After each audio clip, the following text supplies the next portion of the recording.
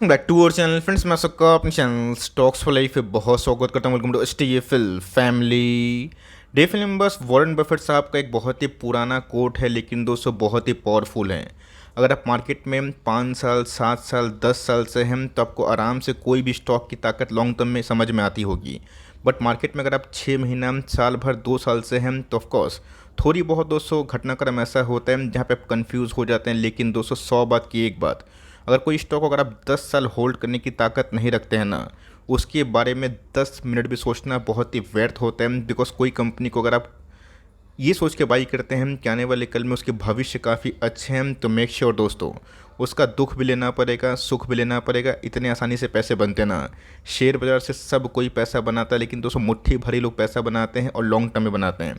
इसी बीच में गैस एक कंपनी की बात की जाए, उसमें दबा के accommodation from the mutual fund houses देखने को मिल रही है, जो मेरे हिसाब से गैस अभी के टाइम में काफ़ी आपको मार्जिन ऑफ सेफ्टी दे रही है। हम तो फटाफट डिस्कस करेंगे।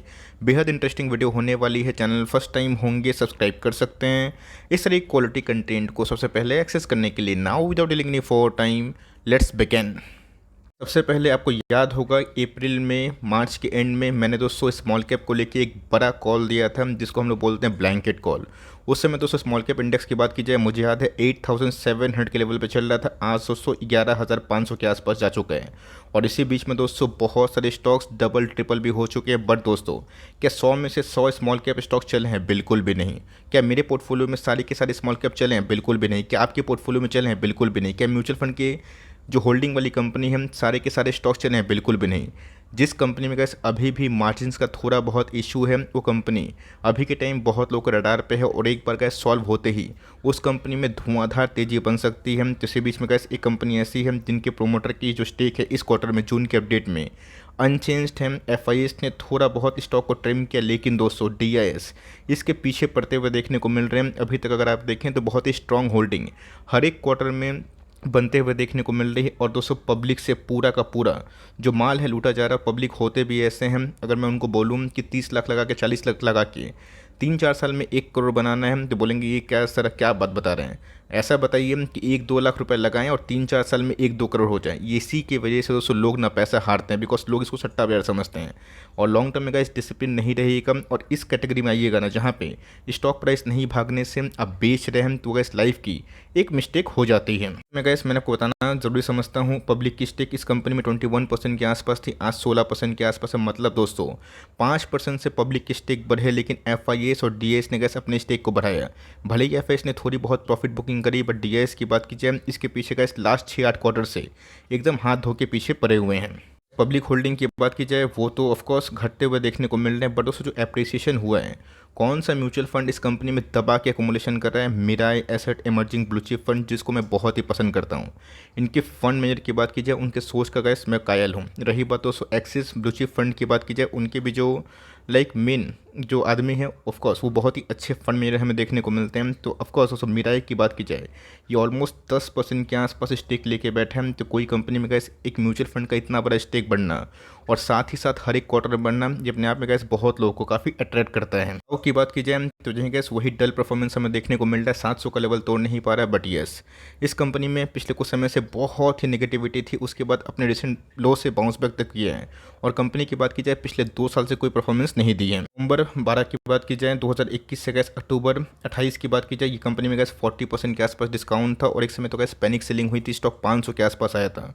हमने फिर से एकोमोडेशन किया, बिकॉज स्टॉक में दम होता है तो उधर पे गैस जल्दीबाजी में बेचना अच्छी बात नहीं होती है। जून गैस 2021 में जितना प्राइस था ना, उसे कंपनी लेस में ही ट्रेड कर रही है। तो पूरा का पूरा दोस्तों जो फ्रॉड है ना इस कंपनी में निकल चुका है।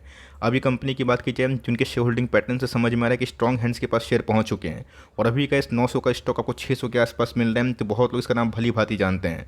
मैं इधर पे gas Prince pipe and fitting के बारे में डिस्कस कर रहा हूँ। बहुत लोग दोस्तों जो मार्केट में नए नए आते हैं उनको शायद समझ में ना आता होगा, फ्रस्ट्रेशन लेवल बहुत ही हाई हो जाता है कि सर 2 साल पैसे नहीं बने, पूरा मार्केट भाग गया, मैं क्या करूं। दोस्तों यही तो आपको मार्केट का टेस्ट का सीज़न होता है। आप मार्केट को समझिए, कोई कंपनी क्यों नहीं चल रही उसके पीछे का बैकग्राउंड चेक करें। कंपनी का इस आज से काम नहीं कर रही है, 1987 से काम कर रही है। और नॉर्थर्न इंडिया में दोस्तों कंपनी के प्रेजेंस ना बहुत ही अच्छे से बड़े हैं।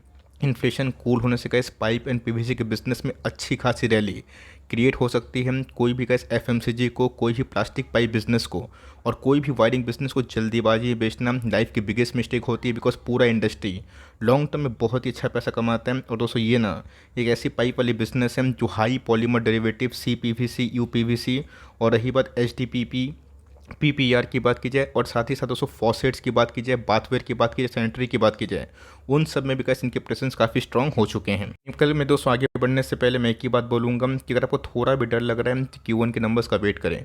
ऑल दो Q4 के नंबर्स की बात की जाए वो काफ़ी इंप्रूव थे, लेकिन दोस्तों अगर इस बार मार्जिन्स थोड़े ख़राब आए और थोड़ा पनिशमेंट हुआ तो उसके लिए ओके रहेगा। लेकिन आने वाले एक आध क्वार्टर में दोस्तों पूरा 1 साल 2 साल में लो इंटरेस्ट रेट के इन्वायरमेंट में मुझे लगता है कि ऐसी कंपनी काफ़ी अच्छा परफॉर्म कर सकती है।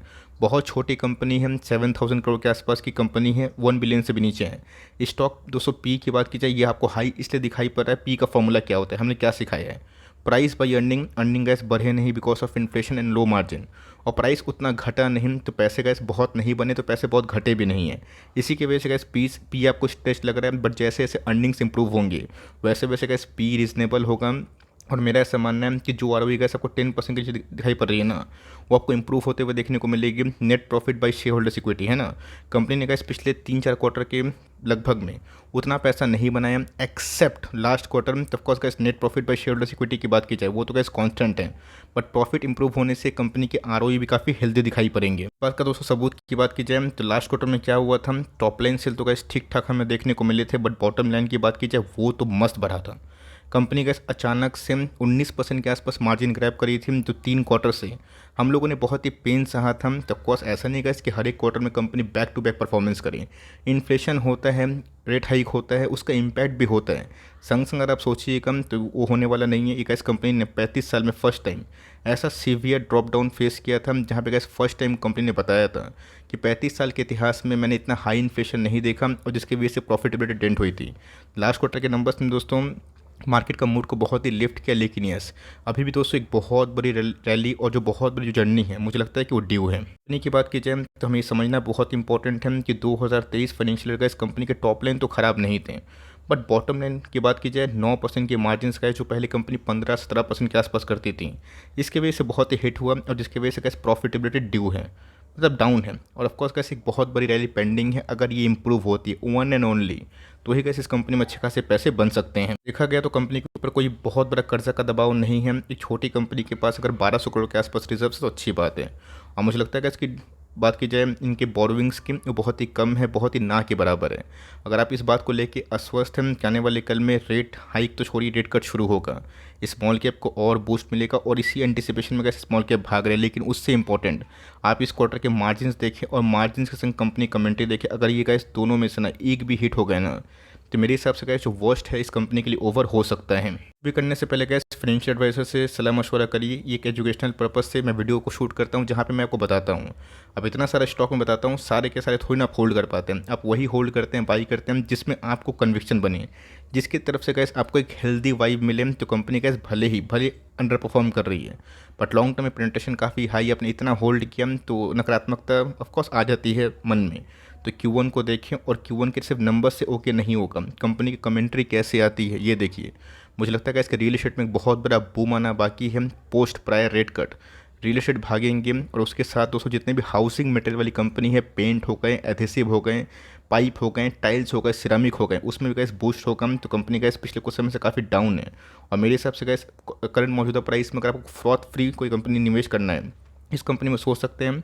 Q1 के नंबर्स के बाद आप वैल्यू एडिशन करने के बारे में सोच सकते हैं, बट लॉस में गैस बेचना मुझे सही नहीं लगता। रेस्ट गैस आपकी मर्ज़ी की बात है। तो आपका क्या व्यू है कमेंट बॉक्स में ज़रूर बताइए। बिकॉज यस कोई म्यूचुअल फंड हाउस कोई कंपनी में अगर 10% के आसपास स्टेक बढ़ाती है तो बड़ी बात होती है। अब देखते हैं कंपनी इस क्वार्टर में क्या गुल खिलाती है। वीडियो अच्छी लगी तो प्लीज़ लाइक करिएगा, चैनल फर्स्ट टाइम होंगे सब्सक्राइब करके बेल आइकन को प्रेस करना भी ना भूलिएगा। तो गैस मिलते हैं जल्दी ही, तब तक के लिए बाय।